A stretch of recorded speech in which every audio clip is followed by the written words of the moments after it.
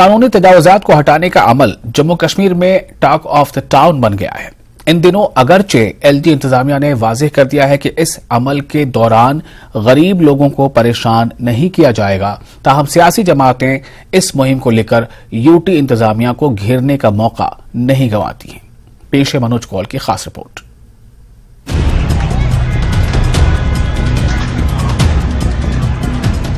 जम्मू कश्मीर में रियासती अराजी पर तामीर शुदा गैर कानूनी ढांचों को बुलडोज करने का काम जोरों पर है।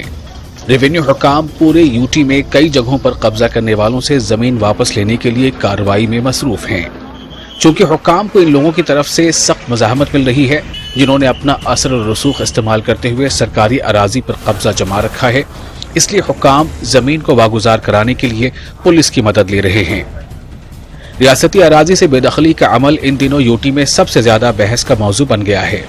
सियासी पार्टियों, खासतौर पर गैर बीजेपी पार्टियों ने यूटी भर में मुख्तलिफ मकामात पर एहतजाजी रैलियां निकाली और इसे अवाम मुखालिफ मुहिम करार दिया। यूटी इंतजामिया ने मुतअद्दिद बार साफ किया है कि गरीब लोगों को परेशान नहीं किया जाएगा, ताहम इन यकीन दहानियों ने सियासी पार्टियों को मुतासिर नहीं किया है। इनका कहना है कि यूटी इंतजामिया को एक तहरीरी हुक्मनामा जारी करना चाहिए जिसमें ये वजाहत की जाए कि जिन लोगों ने सरकारी अराजी के छोटे रकबे पर अपने मकानात या छोटे कारोबारी यूनिट बनाए हैं, इन्हें परेशान नहीं किया जाएगा।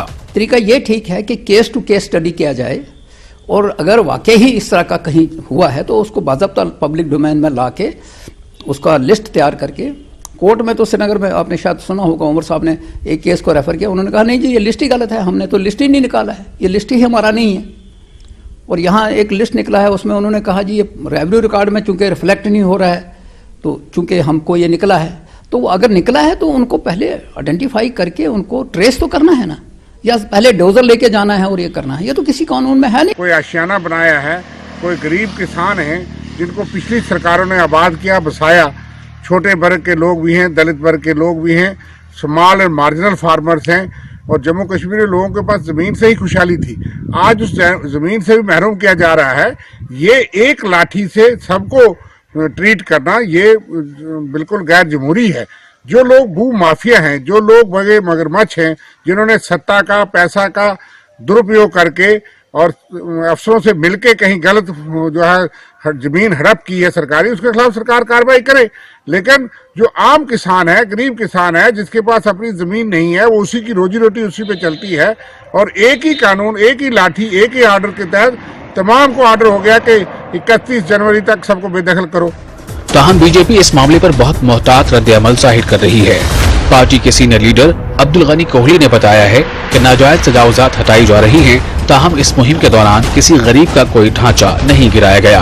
कोई छोटा आदमी, उसका मकान अभी तक कम से कम मेरे नोटिस में नहीं आया कि वो गिराया गया है या कुछ हुआ है। ठीक है, पहले कोई नोटिस इशू हुए थे, लेकिन जब से गवर्नर साहब ने कहा है उसके बाद कम्प्लीटली कोई ऐसा मकान बिल्कुल डिमोलिश नहीं होगा, एविक्शन नहीं होगी। बल्कि आज मैं अभी भी आते हुए सुन रहा था, अभी जस्ट एक मिनट पहले, कि डीसी जम्मू जो है वो बता रही थी कि हरगिज कोई एक जहां सिंगल मकान होगा या दुकान होगी वो बिल्कुल डिमोलिश नहीं किया जाएगा।